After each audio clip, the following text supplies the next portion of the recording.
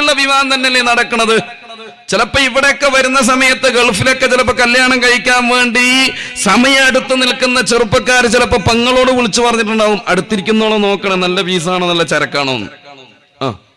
ഒന്ന് അങ്ങോട്ടും ഇങ്ങോട്ടൊന്ന് നോക്കണേന്ന്. ബസ് പോകുന്ന സമയത്ത്, ബസ് സ്റ്റാൻഡിൽ ഇരിക്കുന്ന സമയത്ത്, ഇവിടെ ഉണ്ടോന്നറിയില്ല, ചില ഭാഗങ്ങളിലൊക്കെ ഉണ്ട് ഈ വായി നോക്കുന്ന ചെറുപ്പക്കാര്. സുബൈക്ക് ജമാഅത്തിന് വന്നിട്ടില്ലെങ്കിലും സ്കൂളും കോളേജൊക്കെ പോകാൻ വേണ്ടിയിട്ട് യൂണിഫോം ഇട്ട് ഇറങ്ങിയിട്ട് ബസ് സ്റ്റോപ്പിലെത്തിയ പെൺപിള്ളേരെ ബാക്കിൽ തന്നെ ബൈക്ക് എടുത്തിട്ട് പോകുന്ന പിള്ളേരുണ്ട്. ഇവിടെ ഇല്ലല്ലോ, ഇവിടെ നല്ല ചെറുപ്പക്കാര് അൽഹംദുലില്ലാഹ്. ഞാൻ പോകുന്നവരെ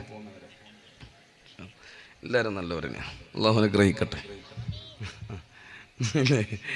ഇപ്പം ഇതിപ്പം കണ്ട് കണ്ട് കണ്ട് കണ്ട് ചെറുപ്പക്കാർക്കല്ല ഇപ്പം കൂടുതൽ ഭ്രാന്ത് വയസ്സന്മാർക്കാ. അവർ വൈകുന്നേരം നേരത്തെ വരാൻ തുടങ്ങി, എന്നിട്ട് പിള്ളേരെ നോക്കിയിട്ട് അഭിപ്രായം പറയാൻ തുടങ്ങി. വിശ്വസിക്കരുത് 90-95 കഴിഞ്ഞതിനാ കൂടുതൽ ഭ്രാന്ത്. ഗ്രഹിക്കട്ടെ അല്ലേ? ഖബറിലേക്ക് കാല് നീട്ടി കിടക്കുന്ന പ്രായത്തിലും ഇതൊക്കെ. അല്ലാഹു നമ്മുടെ ഉമ്മത്തിനെ കാത്തുരക്ഷിക്കട്ടെ. വളക്കാൻ വേണ്ടി നടക്കുന്ന ചെറുപ്പക്കാരില്ലേ, സൗന്ദര്യമുള്ള പെണ്ണിന്റെ പിന്നാലെ പോകുകയും അവരെ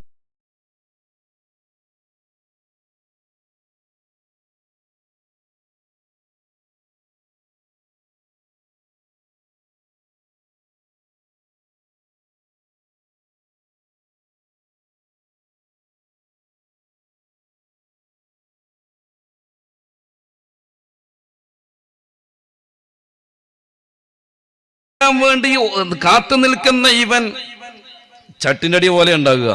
എന്നാലും ഓന്റെ ആഗ്രഹം എന്താണെന്നറിയോ, 9/6 എനിക്ക് കിട്ടണമെന്ന്. അല്ലെങ്കിലും ആണുങ്ങളിലും പെണ്ണുങ്ങളിലും വിവാഹം കഴിഞ്ഞവരിൽ ഒരു രീതിയുണ്ട്.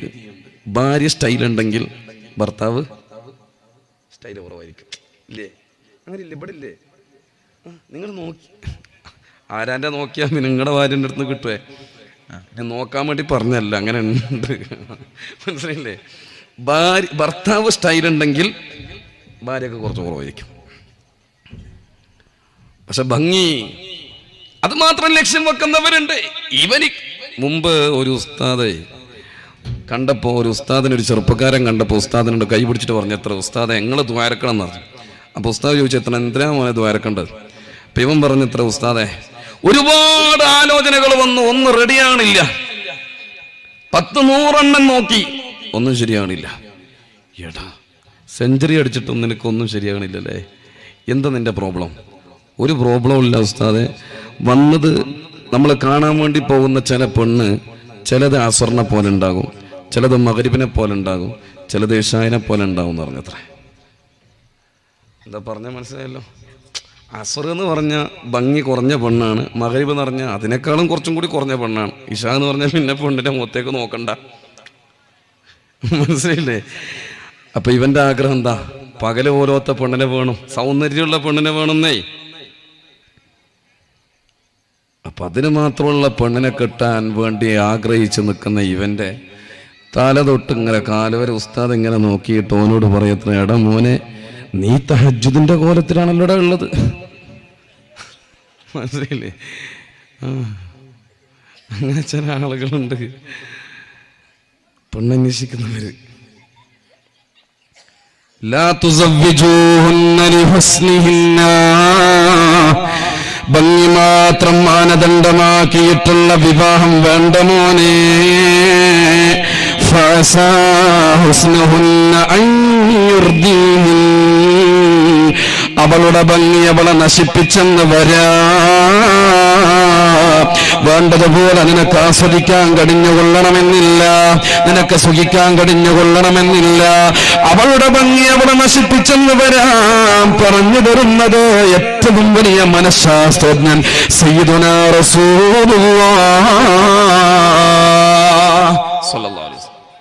അല്ലെങ്കിലും ശരിയല്ലേ, എവിടെ നിന്നൊക്കെയാ പെണ്ണുങ്ങൾ ഒളിച്ചോടി പോന്ന? എന്തൊക്കെ കോലത്തിലാ!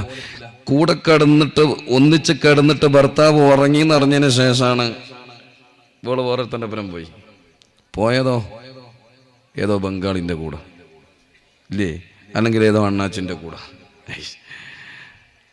രാത്രിയും പകലും വ്യത്യാസമുണ്ട്. കണ്ടാൽ നമ്മൾ ഞെട്ടിപ്പോവും. വാട്സപ്പിലൊക്കെ പഠിച്ചോനെ ഇവക്ക് പോവാൻ കണ്ട സാധനം, ഇല്ലേ? ഭംഗി മനുഷ്യന് സമാധാനം തരുന്ന മേഖലയല്ല. മൂന്നാമതായിട്ട് സയ്യിദുനാ റസൂലുള്ളാഹ് സ്വല്ലല്ലാഹു അലൈഹി വസല്ലം തങ്ങളെ പഠിപ്പിച്ചു വലിയ ഹസബിഹാ, തറവാടിത്തമുള്ള പെണ്ണിനെ നോക്കിയിട്ട് വിവാഹം കഴിക്കണേ മോനെ. തറവാടിത്തമെന്ന് പറയുമ്പോ ഇന്നലകളിൽ ഒരു വിശ്വാസമുണ്ടായിരുന്നു. ഇന്നാലിന്ന തറവാടിന്റെ പേര് പറയുമ്പോ മൊബൈലിൽ ഗൂഗിളിൽ അത് സെർച്ച് ചെയ്യേണ്ട ആവശ്യമില്ല, ഇന്റർനെറ്റിൽ അത് പരിധി നോക്കേണ്ട ആവശ്യമില്ല. ഉപ്പയോട് വന്നിട്ട് പറയാണ്, ഇന്നാലിന്ന ആജിക്കാന്റെ വീട്ടിലുള്ള ഉമർഖാന്റെ വീട്ടിലുള്ള പെണ്ണ്, അവൾ ഇന്ന സ്ഥലത്ത് പഠിക്കുന്ന പെണ്ണാണ്, ഇത്ര വയസ്സ് പ്രായമായ പെണ്ണാണ്, അവളെ നമുക്ക് അന്വേഷിച്ചുകൂടെ എന്ന് പറയുമ്പോ ഉപ്പങ്ങ് അവരുടെ ഡീറ്റെയിൽസുകൾ പറയാൻ തുടങ്ങി. മോനെ, ആരാ ഉമർക്ക എന്നറിയുമോ? അയാളുടെ പിതാവ് ആരാണെന്നറിയുമോ? അവരുടെ പിതാവ് ആരാണെന്നറിയുമോ? എത്ര സഹോദരങ്ങൾ അവർക്കുണ്ട് എന്നറിയുമോ? എത്ര പെങ്ങന്മാർ അവർക്കുണ്ട് എന്നറിയുമോ? ഈ നീ നോക്കാൻ വേണ്ടി ആഗ്രഹിക്കുന്ന പെണ്ണിന് എത്ര ആങ്ങളമാരുണ്ടെന്നറിയുമോ? ഉപ്പ ഒരു ഭാഗത്ത് ആണുങ്ങളുടെ കഥ പറയുമ്പോ ഉമ്മ പറഞ്ഞു കൊടുക്കുകയാണ്, മോനെ അവരുടെ ഉമ്മ ഏത് തറവാട്ടിലുള്ള പെണ്ണാണെന്നറിയുമോ? ആരുടെ മോളാണെന്നറിയുമോ? അവർക്ക് എത്ര പെൺമക്കളുണ്ടെന്നറിയുമോ? അവരുടെ സ്വഭാവവും അവരുടെ സംസ്കാരവും എന്തൊക്കെയാണെന്നറിയുമോ? ആ വീട്ടിൽ ആ കുടുംബത്തിന്റെ ചർച്ചകൾ മുഴുവനും പറയുകയാണ്, ചർച്ച നടക്കുകയാണ്. ആ കുടുംബത്തിന്റെ എല്ലാം ആ വീട്ടിൽ വെച്ച് അറിയുന്നു. നാട്ടിലെ ആ കുടുംബത്തെയും തറവാട്ടിനെയും നാട്ടുകാർക്ക് വലിയ ഇഷ്ടമാണ്. എന്തേ കാരണം? ആ തറവാട്ടിലുള്ള അയാള്, ആ തറവാട്ടിലുള്ള പിതാവിന് നാട്ടുകാർക്ക് വലിയ വിശ്വാസമാണ്. സാമ്പത്തിക ഇടപാടിന്റെ പേരിൽ വിശ്വാസമാണ്. ഏതെങ്കിലും കലുഷിതമായ പ്രശ്നങ്ങൾ ഉണ്ടാകുമ്പോ രമ്യമായി പരിഹരിക്കാൻ പറ്റുന്ന, മധ്യസ്ഥനായി നിൽക്കാൻ പറ്റുന്ന, വാക്കുകൾക്ക് സ്ഥിരതയുള്ള, സത്യസന്ധമായ രീതിയിൽ സംസാരിക്കുന്ന ആളുകളുടെ ഇടയിൽ പവറുള്ള, വാക്കിന് പവറുള്ള ആളാണ്. നാട്ടുകാർക്ക് വലിയ ബഹുമാനമാണ്. ചെറുപ്പക്കാര് സ്വന്തം ഉപ്പയെ കണ്ടാൽ പോലും പേടിക്കാത്തവര്, നാട്ടിലുള്ള ചില തറവാടിത്തമുള്ള കാരണവന്മാരെ കണ്ടാൽ ഭയപ്പെടാറുണ്ടല്ലോ. പള്ളിയിലെത്തിയാൽ ചില പിള്ളേർക്ക്, ചില മക്കൾക്ക്, ചില ആളുകളെ പേടിയാണ്. കാരണം അയാൾ തറവാടിയാണ്, അയാൾ ഹറാമിനെ ഭയക്കുന്നോരാ, അല്ലാഹുവിനെ പേടിയുള്ളോരാ, 5 നേരം നിസ്കാരം നിലനിർത്തുന്നോരാ, ജമാഅത്തിന്റെ കാര്യത്തിൽ ശ്രദ്ധിക്കുന്നു, പ്രശ്നങ്ങളില്ലാതെ ജീവിക്കണമെന്ന് ആഗ്രഹിക്കുന്നോരാ, കിട്ടുന്ന സമയങ്ങളെല്ലാം, വെറുതെ കിട്ടുന്ന സമയങ്ങളെല്ലാം ദിക്റുകൾ ചൊല്ലിക്കടിയുന്ന ഉപ്പയാണ്. ഇനി രാവിലെ തന്നെ സുബഹി കഴിഞ്ഞിട്ടൊരു കട്ടൻ ചായയും കുടിച്ച് പാടത്തേക്കും പറമ്പത്തേക്കും ആവശ്യമായ ഉപയോഗ സാധനങ്ങൾ, ഉപകരണങ്ങൾ എടുത്തിട്ടിറങ്ങിയാൽ ബാങ്ക് കേൾക്കാൻ ഇന്നത്തെ പോലെ മൈക്ക് സംവിധാനമില്ല, അലാറം അടിക്കാൻ വേണ്ടിയിട്ട് വെക്കാൻ മൊബൈൽ സംവിധാനമില്ല, കയ്യും ഇങ്ങനെ നോക്കിയാൽ ടൈം അറിയാനുള്ള വാച്ചില്ല, ക്ലോക്കില്ല. അന്നവര് ളുഹ്ർ ഖളാക്കിയിട്ടില്ല, അസ്ർ ഖളാക്കിയിട്ടില്ല. എങ്ങനെയാണോ ഉടുതുണിക്ക് മറുതുണിയില്ലാത്തൊരു കാലഘട്ടം ഉടുത്ത മുണ്ടുടുത്തിട്ട് നിസ്കരിച്ചിട്ടുണ്ട്, പാള വിരിച്ചിട്ട് നിസ്കരിച്ചിട്ടുണ്ട്, പാറ പുറത്ത് കയറിയിട്ട് നിസ്കരിച്ചിട്ടുണ്ട്, പാടത്ത് നിസ്കരിച്ചിട്ടുണ്ട്. എന്റെ പ്രിയപ്പെട്ട സഹോദരങ്ങളെ, അടിച്ചു വരുന്ന വെയിലിന്റെ ഓരോ ഭാഗങ്ങൾ ദിശ നോക്കിയിട്ട് ആ വെയിലിലൂടെ ഉണ്ടാകുന്ന വസ്തുക്കളിൽ നിന്നുണ്ടാകുന്ന മേല് നോക്കിയിട്ട് നിസ്കാരം കൃത്യമായി നിർവഹിച്ച ഇന്നലകളിലുള്ള ഉപ്പ ഇന്നോ ഹറാമല്ലാതെ പള്ളയിലില്ല, കടിക്കുന്നത് ഹറാമാ, അധ്വാനിക്കുന്ന മേഖലകൾ ഹറാമായി മാറി. പ്രിയപ്പെട്ടവരെ, പള്ളിയോട് ആദരവില്ല, ജമാഅത്തിന്റെ കാര്യത്തിൽ ശ്രദ്ധയില്ല. പള്ളിയോട്ട് വന്നാൽ തന്നെ അവസാനം വരികയും ആദ്യം ഓടുകയും ചെയ്യുന്ന ആളാണ്. ഖുർആൻ കയ്യിൽ പിടിച്ചറിയില്ല, യാസീൻ ഓതാൻ അറിഞ്ഞുകൂടാ, വാക്കിയ സൂറത്ത് അറിഞ്ഞുകൂടാ, തബാറക അറിഞ്ഞുകൂടാ, സ്വലാത്തുകൾ ചൊല്ലാനുള്ള നേരമില്ല, ദിക്റുകളിലായിട്ട് മുഴുകാനുള്ള നേരമില്ല. പ്രായമായി ഖബറിലേക്ക് കാലെടുത്ത് വെക്കുന്ന പ്രായത്തിൽ പോലും മൊബൈല് കയ്യിൽ പിടിച്ചിട്ട് അതിലിങ്ങനെ തോണ്ടി നടക്കുന്ന പ്രായമാ. വൈകുന്നേരം സമയത്ത് ചായയും കുടിച്ച് ഏതെങ്കിലും ബസ് സ്റ്റോപ്പിലോ അല്ലെങ്കിൽ പീടിക കോലായിലോ ഇരുന്നിട്ട് ആരാന്റെ പച്ചിറച്ച് തിന്നുന്ന രീതിയാ. രാത്രിയും പറയാതെ രാത്രി കിടന്നുറങ്ങാൻ ഈ ഉപ്പാപ്പാക്ക് കഴിയുന്നില്ല. ജീവിത രീതി പിതാവിൻ്റെത് ഇങ്ങനെയാണ്. ആ വീട്ടിലുള്ള മക്കളോ പാതിരാ നേരത്താണ് വീട്ടിലേക്ക് കയറി വരുന്നത്. ഇടിയന്മാരില്ലാത്ത ആട്ടിൻപറ്റങ്ങളെ പോലെ 2 മണിക്കും 3 മണിക്കും ഫാസ്റ്റ് ഫുഡ് ഹോട്ടലുകളുടെ മുന്നിൽ വെച്ചിട്ട് ബൈക്കിലും കാറിലും വന്നിരുന്നിട്ട് അവിടെ നിന്ന് ഇറങ്ങിയിട്ട് ഫാസ്റ്റ് ഫുഡ് ഹോട്ടലുകളിൽ നിന്ന് ഭക്ഷണം കുടിച്ചിട്ട് പുരയിലേക്ക് കയറി വരുമ്പോ, കോളിംഗ് ബെല്ലടിക്കുമ്പോ, വാതിലിലേക്ക് മുട്ടുമ്പോ, ഉമ്മയെ ഫോണിലൂടെ വിളിക്കുമ്പോ, ഉപ്പയറിയാതെ മക്കൾക്ക് വേണ്ടിയിട്ട് പാതിരാ നേരത്ത് ഏതെങ്കിലും ഭാഗത്തുള്ള വാതിൽ തുറന്നു കൊടുത്തിട്ട് കള്ളന്മാരെ പോലെ പാതിരാത്രി മക്കളെ വീട്ടിൽ കയറ്റിയിട്ട് അവർക്ക് വേണ്ടുന്ന തമ്മാടിത്തരത്തിന്റെ സൗകര്യം ചെയ്തു കൊടുക്കുന്ന ഉമ്മമാരെയല്ലേ ഇന്ന് കാണാൻ കഴിയുന്നത്. പ്രിയപ്പെട്ട പെങ്ങളെ, ഒരു കാലഘട്ടമുണ്ടായിരുന്നു, അന്നവർക്ക് മുസല്ലയാണ് പരിചയമുണ്ടായത്, അന്നവർക്ക് തസ്ബീഹുമാലയാണ് പരിചയമുണ്ടായത്, അന്നവർക്ക് വാക്കിയെയാണ് പരിചയമുണ്ടായത്, അന്നുള്ള ഉമ്മമാർക്ക് കഞ്ചുൽ അർസനയാണ് പരിചയമുണ്ടായത്, അന്നുള്ള ഉമ്മമാർക്ക് നൂറുൽ ഈമാനാണ് പരിചയമുണ്ടായത്, അന്നുള്ള ഉമ്മമാർക്ക് ആലമു സ്വലാത്താണ് പരിചയമുണ്ടായത്. ഇന്നോ അറിയാത്ത സീരിയലിന്റെ പേരുകളില്ല. സമയം കിട്ടുമ്പോഴെല്ലാം ടി വി പോകട്ടെ. ഇപ്പൊ ട്രെൻഡ് മാറിയില്ലേ? മൊബൈലിലാണ് സീരിയൽ കാണുന്നത്.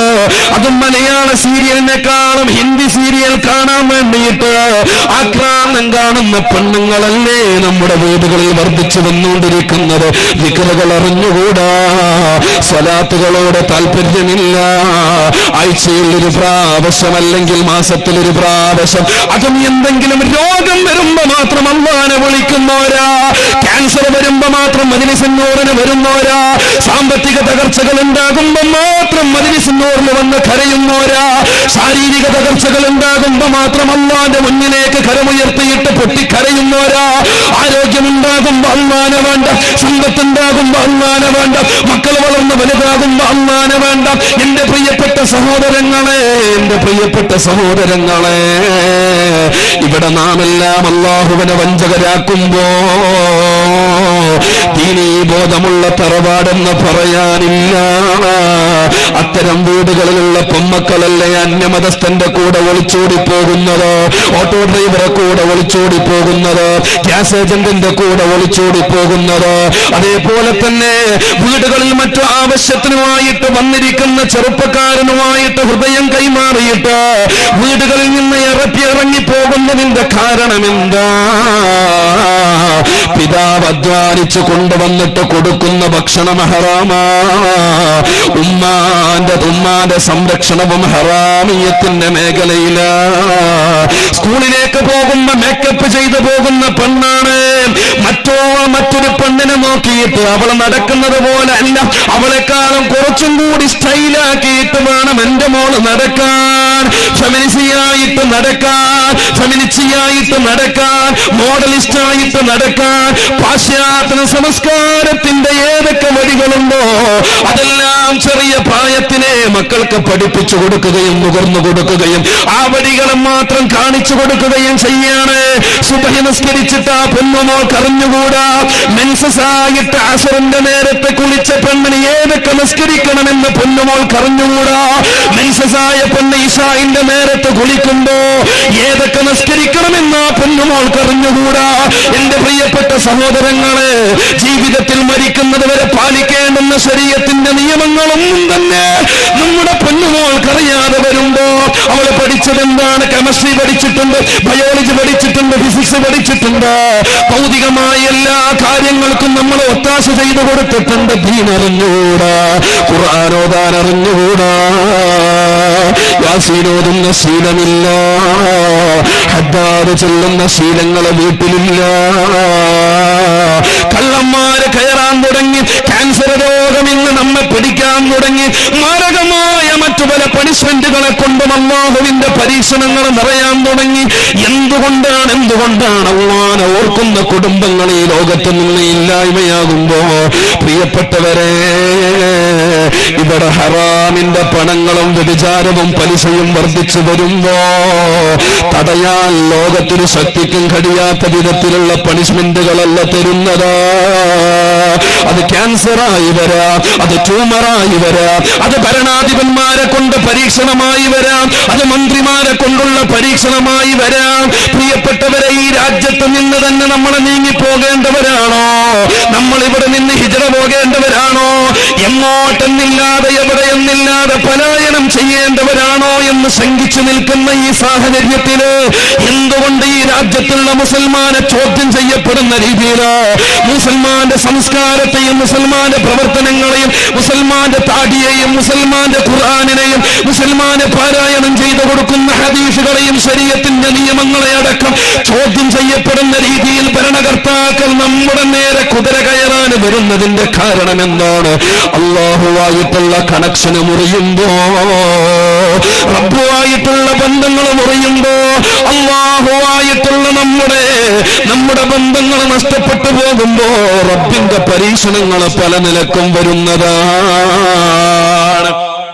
തടയാൻ കഴിയില്ല. ഇന്ന ബത്ശ റബ്ബിക ലശദീദ് ഇന്നഹു ഹുവ യുബ്ദിഉ വയുഈദ് വഹുവൽ ഗഫൂറുൽ വദൂദ് ദുൽ അർശിൽ മജീദ് ഫഅാലുൻ ലിമാ യുരീദ്.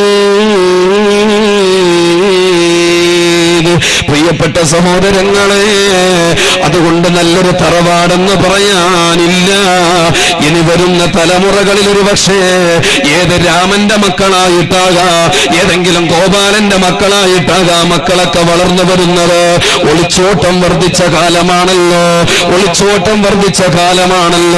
വിശ്വസിക്കാൻ പറ്റുന്നില്ല. നല്ല തറവാടെന്ന് പറയാൻ ഇന്ന് മഹല്ലുകളിൽ കുറവാണ്. അനുജന് നേരെ കടാര എടുത്തിട്ടുള്ള അനുഭവമാണ് ഇന്ന് പറയാനുള്ളത്. ഉപ്പാക്ക് നേരെ കയ്യോങ്ങുന്ന മക്കളാണ് ഇന്ന് കുടുംബത്തിൽ പറയാനുള്ളത്. ഉമ്മയെ തള്ളിപ്പറഞ്ഞ വീട്ടിൽ നിന്ന് ആട്ടി പുറത്താക്കിയിട്ടുള്ള, ഉമ്മയും ഉപ്പയും വേണ്ട എന്ന് വെച്ചിട്ട് കെട്ടിയ പെണ്ണിന്റെ തലയിണ മന്ത്രം കേട്ടിട്ട് കോട്ടേഴ്സ് ജീവിതം തെരഞ്ഞെടുത്തിട്ടുള്ള നശിച്ച ജന്മങ്ങളെയാണ് ഇന്ന് സമൂഹത്തിൽ കാണാൻ കഴിയുന്നത്. പ്രിയപ്പെട്ടവരെ, നല്ല തറവാടെന്ന് പറയാനില്ല. ഈമാന് ശോഷിച്ചു പോവുകയാണ്. നാലാമത്തെ നിബന്ധന സയ്യിദുനാ റസൂലുള്ളാഹി സ്വല്ലല്ലാഹു അലൈഹി വസല്ലമ തങ്ങൾ പറഞ്ഞില്ലേ, ഒലിദീനിഹാ, ദീനുള്ള കുടുംബത്തിൽ നിന്ന് വിവാഹം കഴിക്കണേ. ഫൽഫർ ബിദാത്തിദ്ദീൻ, ദീനുള്ള കുടുംബത്തിൽ നിന്ന് വിവാഹം കഴിച്ചുകൊണ്ട് നിന്റെ ജീവിതത്തെ നീ സക്സസ് ആക്കിക്കോ, നിന്റെ ജീവിതത്തെ നീ അടവുള്ളതാക്കിക്കോ, നിന്റെ ജീവിതത്തിന്റെ വിജയം നീ കൈവരിച്ചോ. സ്വാദിഖുൽ മസ്ദൂഖ് റസൂലുള്ളാഹ് സ്വല്ലല്ലാഹു അലൈഹി വസല്ലം 4 നിബന്ധനയാ പറഞ്ഞത്. 4ൽ 3 ഞാൻ പറയട്ടെ. ഒന്ന് പറഞ്ഞു, ലിമാലിഹ, സമ്പാദ്യമുള്ള പെണ്ണിനെ നോക്കിയിട്ട് വിവാഹം കഴിച്ചുകൊണ്ട് നിന്റെ ജീവിതത്തിന്റെ വിജയം കൈവരിച്ചോ എന്ന് റസൂലുള്ളാഹി പറഞ്ഞില്ല. സമ്പാദ്യം ജീവിതത്തിന്റെ സമാധാനം ഉണ്ടാക്കുന്നതല്ല, തകർക്കുന്നതാണ്. സമ്പാദ്യം സമാധാനം തകർക്കുന്നതാണോ ഉണ്ടാക്കുന്നതാണോ? നിങ്ങൾ പറ. പണം എന്നുള്ളത് സമാധാനം തരുന്നതാണോ തകർക്കുന്നതാണോ? തകർക്കുന്നതാ. കാരണം അതിനെ നമ്മൾ സംരക്ഷിക്കണം, അല്ലേ? നമ്മളതിനെ നോക്കിക്കൊണ്ടേയിരിക്കണം, നമ്മളതിനെ എണ്ണിക്കൊണ്ടേയിരിക്കണം. നമ്മൾ ഇപ്പം അക്കൗണ്ടിൽ നമ്മളെ കയ്യിൽ പൈസ ഉണ്ട്, അക്കൗണ്ടിൽ ഉണ്ടായാൽ തന്നെ എപ്പോഴാണ് അതൊക്കെ വലിഞ്ഞു പോവാ, ഏതൊരുത്തന്റെ അക്കൗണ്ടിലേക്കാണ് അതൊക്കെ പോവാന്ന് പറയാൻ പറ്റൂല. ആളുകൾക്ക് വരുന്ന അറിയാത്ത റോങ് നമ്പർ പോലും ഇപ്പൊ കോൾ അറ്റൻഡ് ചെയ്യാൻ പറ്റണില്ല. ഇവിടെ ഇതിന്റെ പരിസരത്തുള്ള ഒരു സ്ഥലത്ത് നിന്ന് ഒരു സഹോദരൻ ആത്മഹത്യ ചെയ്യേണ്ട ഒരു അവസ്ഥയിലേക്ക് എത്തി. ഒരു സ്ഥലത്തുനിന്ന് ഫോൺ വിളിച്ചിട്ട് ഈ പാവം വയസ്സനായ ഇയാളെ സ്ഥലം വിറ്റിട്ട് കിട്ടിയ കാശ് കൊണ്ടായിട്ട് ബാങ്കിൽ ഇട്ടതാ. ആരോ അജ്ഞാത കോള് വന്നു, കുടുംബത്തിലാരോ പറ്റിച്ചതാ. കോള് വന്നിട്ട് ഇയാളോട് ബാങ്ക് അക്കൗണ്ട് നമ്പറൊക്കെ ചോദിച്ചു. ആ പൈസ മുഴുവൻ അങ്ങനെ തന്നെ അവര് വലിച്ചു കൊണ്ടുപോയി. അള്ളാഹു നമ്മെ കാക്കട്ടെ. ഈ കാര്യത്തിൽ ആമീൻ പറയും. പൈസ അല്ലേ പോന്ന്, ഇല്ലേ? ഇങ്ങോട്ട് തരൂലെന്നേ ഉള്ളൂ. ഇവിടെ ഇപ്പം എല്ലാവരും അൽഹംദുലില്ലാ എന്നാലും ഞാനൊക്കെ നല്ല പൈസ കൊടുത്തിട്ടില്ലേ ഉസ്താദേ, ഇല്ലേ? കിട്ടിയില്ലേ? ഇവര് തരും ഇൻഷാ അല്ലാഹ്. ഈ ഇരുത്തം കാണുമ്പോൾ തന്നെ അൽഹംദുലില്ലാ എനിക്ക് തോന്നുന്നുണ്ട് പൈസ നല്ല തരുന്ന ടീമാണ്. അള്ളാഹു അനുഗ്രഹിക്കട്ടെ. കൊടുക്കുന്ന കൈക്കേ കിട്ടുള്ളൂ, ഉറപ്പാണ്. അള്ളാഹു അനുഗ്രഹിക്കട്ടെ, അള്ളാഹു അനുഗ്രഹിക്കട്ടെ. നിങ്ങൾക്ക് ലഭിക്കുന്ന വഴികൾ അള്ളാഹു തുറന്നു തരട്ടെ. കൊടുക്കാനുള്ള മനസ്സ് അള്ളാഹു തരട്ടെ.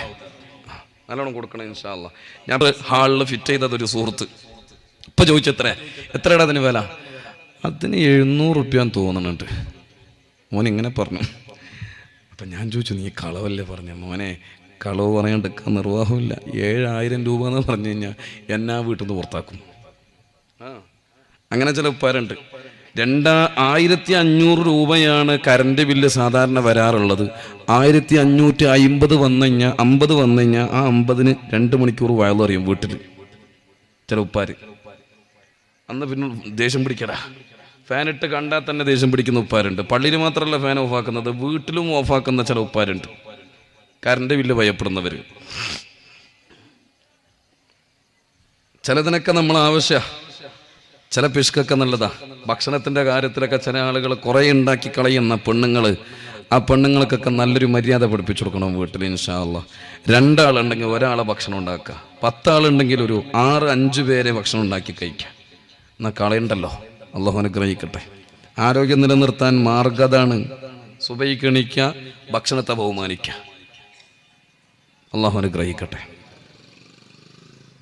അപ്പൊ സമ്പാദ്യം അത് നമ്മൾക്കൊരിക്കലും സമാധാനം തരുന്ന വഴിയല്ല. പരിശുദ്ധ റസൂലുള്ളാഹ് സ്വല്ലല്ലാഹു അലൈഹി വസല്ലം തങ്ങൾ പറഞ്ഞില്ലേ, ഈ ഉമ്മത്ത് വെറുക്കുന്ന 2 കാര്യമുണ്ട് സ്വഹാബാ. ഇബ്നു ആദമിന്റെ സന്തതികൾ 2 കാര്യത്തെ വെറുക്കും, 2 കാര്യത്തെ വെറുക്കും. ഏതാണത്? ഖില്ലത്തുൽ മാൽ, പൈസ കുറയുന്നതിനെ മനുഷ്യൻ വെറുക്കുമെന്ന് സയ്യിദുനാ റസൂലുള്ളാഹ് സ്വല്ലല്ലാഹു അലൈഹി വസല്ലം. പൈസ കുറയുന്നതിനെ മനുഷ്യൻ വെറുക്കും. എന്നാൽ വഖില്ലത്തുൽ മാലി അഖല്ലു ലിൽ ഹിസാബ് സയ്യിദുനാ റസൂലുള്ളാഹി സ്വല്ലല്ലാഹു അലൈഹി വസല്ലം. സമ്പാദ്യം കുറഞ്ഞാൽ ഹിസാബ് കുറയുമെന്ന് സയ്യിദുനാ റസൂലുള്ളാഹ് സ്വല്ലല്ലാഹു അലൈഹി വസല്ലം.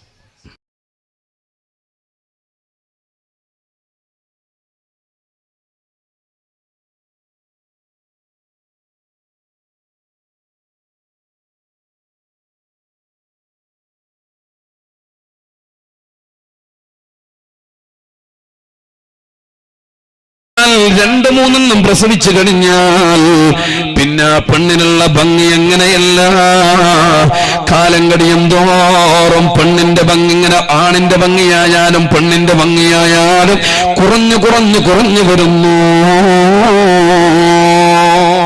ചില ഉപ്പാരോട് ചോദിച്ചു നോക്കി, എന്തെന്നാ ഇപ്പൊ നിങ്ങളെ കോല? അപ്പൊ പറയും, എടാ നിന്റെ പ്രായത്തിലൊക്കെ നിന്നെക്കാളും സ്റ്റൈൽ ഉണ്ടായിരുന്നു ഞാൻ. സ്നേഹമുള്ള ഉമ്മ ചിലപ്പോൾ പറയും, നീ ഉപ്പാൻ അങ്ങനെ പറയൊന്നും വേണ്ട, നിന്നെക്കാളും നല്ല സ്റ്റൈലൊക്കെ ഉണ്ടായിരുന്നു പണ്ട് എന്നെ കെട്ടാൻ വേണ്ടി വരുമ്പം. സ്നേഹമുള്ള പെണ്ണുങ്ങൾ അങ്ങനെ പറയും. അല്ലെങ്കിൽ പറയും, എന്താ പണ്ട് ഇങ്ങനെ തന്നെ അടക്കയെ പോലെ. ഇപ്പൊ അങ്ങനെ തന്നെ, ഒരു മാറ്റവും ഇല്ല അല്ലേ? ചില ആളുകൾക്ക് അങ്ങനെയാണ്.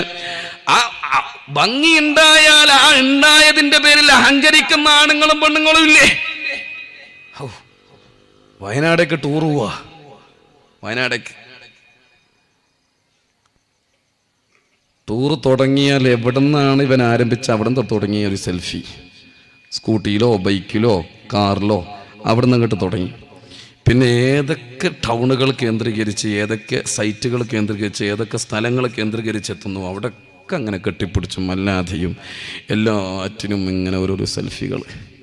എപ്പോഴേ ഉള്ളൂ ഹണിമൂൺ ട്രിപ്പ്. ഒരു 2-3 വർഷം കഴിഞ്ഞാൽ ഇതൊക്കെ തീരും. മനസ്സിലായില്ലേ? അന്നെനിക്കെൻ്റെ കണ്ണിലെൻ്റെ ഭാര്യ മാത്രമാണ് ലോകത്തിൽ വെച്ചേറ്റം വലിയ സുന്ദരി. അന്നെങ്ങനെയാ കല്യാണം കഴിച്ചപാട് അവള് ഭയങ്കര സൗന്ദര്യാണ്. എന്തോ ഒരു സ്നേഹത്തോടെയുള്ള വിളിയാണ്. മുത്ത എന്നുള്ളത് മറക്കാൻ പറ്റുന്നില്ല. കരള എന്നുള്ള വിളി അല്ലേ വിളിച്ച് വിളിച്ച് തികഞ്ഞിട്ടില്ല. എന്തെന്നില്ലാത്ത സ്നേഹ വിളിയാ. പിന്നെ തങ്ങ കാലങ്ങള്, മാസങ്ങൾ കഴിഞ്ഞു, കാലങ്ങൾ കഴിഞ്ഞു.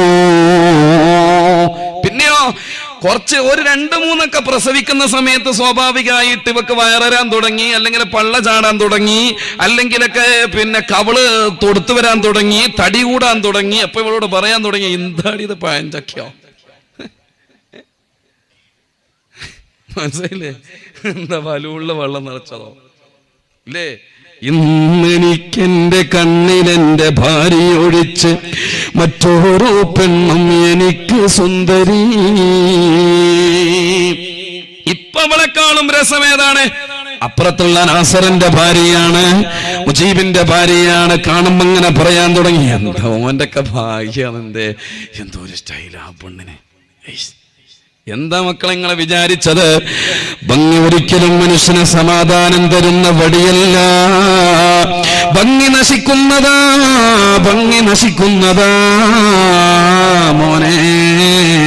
മുഖത്തിന് വലിയ പ്രാധാന്യമൊന്നും നമ്മൾ കൊടുക്കേണ്ടതില്ല. നമ്മളെ അങ്ങ് ചുറ്റിപ്പൊതിഞ്ഞിട്ട് കൊണ്ടുപോയിട്ട് 6 അടി മണ്ണാകുന്ന പള്ളിക്കാട്ടിലെ ഖബർസ്ഥാനിൽ കൊണ്ടുപോയി വെച്ചിട്ട് ആ ഖബറിലേക്ക് അങ്ങെടുത്ത് വെച്ച് കഴിഞ്ഞാൽ ആദ്യമായി പച്ചമണ്ണിലേക്ക് ചേർത്ത് വെക്കുന്നത് നിന്റെ കവിൾത്തടമാ. സൗന്ദര്യമാക്കി നടന്നവരറിയണേ, ആദ്യമായി ചേർത്ത് വെക്കുന്നത് നിന്റെ കവളിനെയാ.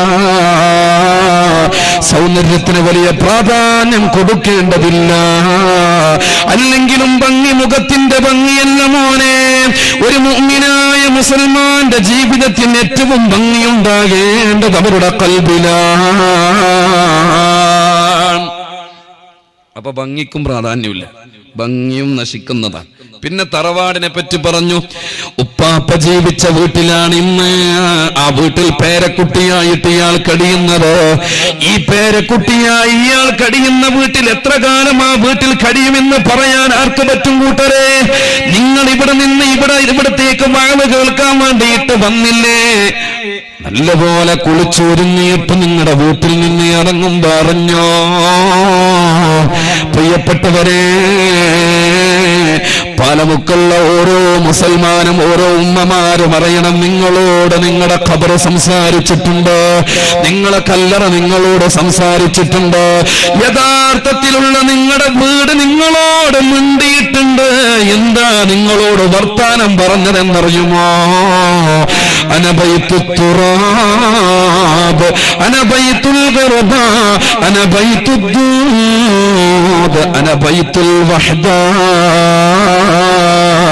ഞാൻ പുഴുവുള്ള വീടാണ്, ഞാൻ മണ്ണിന്റെ വീടാണ്, ഞാൻ ഏകാന്തതയുടെ വീടാണ്, ഞാൻ പ്രയാസത്തിന്റെ വീടാണ്. അവിടെ മന്ത്രിയെന്നില്ല, തന്ത്രിയെന്നില്ല, രാജാവെന്നില്ല, പണ്ഡിതനെന്നില്ല, അവിടെ സയ്യിദെന്നില്ല. എല്ലാവരെയും ഒരുപോലെ കാണുന്നൊരു വീടുണ്ട്. അമലുണ്ടോ? നിസ്കാരമുണ്ടോ?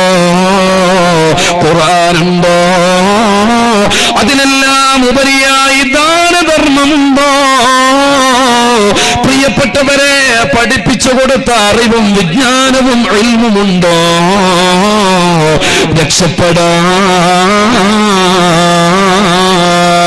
കഴിഞ്ഞ കൊല്ലം വഅദിന് വേണ്ടിയിട്ട് ഇതുപോലെ മജ്‌ലിസ് നൂറിന്റെ വാർഷികത്തിൽ നിങ്ങളെ പോലെ കസേരയിൽ വന്നിരുന്നവർ ഇന്ന് നിങ്ങളെ കാലുകൊണ്ട് ചവിട്ടിയിട്ടുള്ള, ചെരുപ്പ് കൊണ്ട് നിങ്ങൾ ചവിട്ടിയിട്ടുള്ള മണ്ണിനടിയില. സ്ഥിതി അറിയില്ല, അവസ്ഥകൾ അറിയാൻ പറ്റുന്നില്ല. പ്രിയപ്പെട്ട ഉമ്മമാരെ, മരിച്ചുപോയില്ല നിങ്ങളെ വളരെയേറെ സ്നേഹിച്ച ഉമ്മ, വളരെയേറെ സ്നേഹിച്ച ഉമ്മാമ, വളരെയേറെ ആദരിച്ച മൂത്തമ്മയും ഇളാമയും മരണപ്പെട്ടു പോയില്ലേ? അവരൊക്കെ കഴിഞ്ഞ വീടുകളിലല്ലേ നമ്മൾ കഴിയുന്നത്? നാളെ നമ്മളും പോകേണ്ടവരല്ലേ? ഇവിടെ പറയാ നമ്മൾക്ക് ജ്യേഷ്ഠനുണ്ട്, അനുജനുണ്ട്, ഇവിടെ ഉപ്പയുണ്ട്, ഉമ്മയുണ്ട്, മക്കളുണ്ട്, സഹപാഠികളുണ്ട്, കൂട്ടുകാരുണ്ട്. ഇതാ ഒറ്റപ്പെടുന്ന ഒരു രാത്രിയല്ല, ഒരുപാട് രാത്രികൾ വരാനുണ്ട്. ഒരു പകലല്ല, ഒരുപാട് പകലുകൾ നമ്മൾക്ക് വരാനുണ്ട്. വളരെയേറെ ഭയാനകരമായ ഭയവിഹ്വലമായ ഒരുപാട് ദിനങ്ങളെ തള്ളി നീക്കാനുണ്ട്. അവിടെ ആരൊക്കെയാണ് നമ്മൾക്ക് കൂട്ടിനുള്ളതെന്നറിയുമോ? പ്രിയപ്പെട്ടവരെ, പുഴുക്കളാണ്, ചിതലുകളാ, കൂട്ടുകാരില്ല അവിടെ, നാട്ടുകാരില്ല അവിടെ,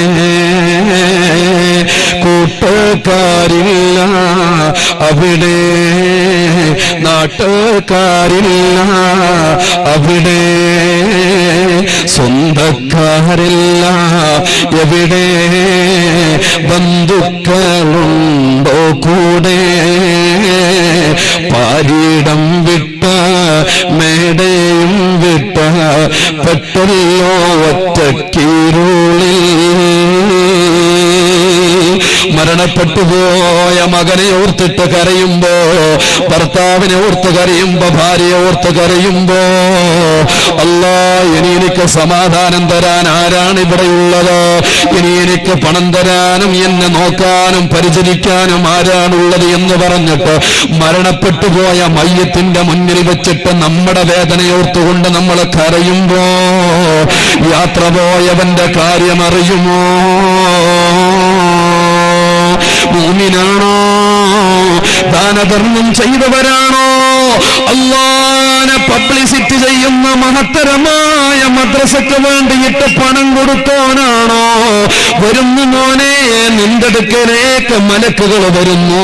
എന്റെ പ്രിയപ്പെട്ട പെങ്ങളെ, നിങ്ങളടുക്കലേക്ക് ദാനം ചെയ്ത കരങ്ങളാൽ നിങ്ങളെ സമ്പാദ്യം കൊണ്ട്, നിങ്ങളുടെ സ്വർണ്ണാഭരണം കൊണ്ട് അല്ലാഹുവിന്റെ ദീനിന് വേണ്ടി സഹായിച്ചിട്ടുണ്ടെങ്കിൽ അതാ നല്ലവരായ ആളുകൾ അടുക്കലേക്ക് മലക്കുകൾ വരുന്നു. അവരിങ്ങനെ നിങ്ങളോട് വിളിച്ചു പറഞ്ഞില്ലേ, ഇന്നല്ലദീന ഖാലൂ റബ്ബുനല്ലാഹ് ثم استقاموا تتنزل عليهم الملائكة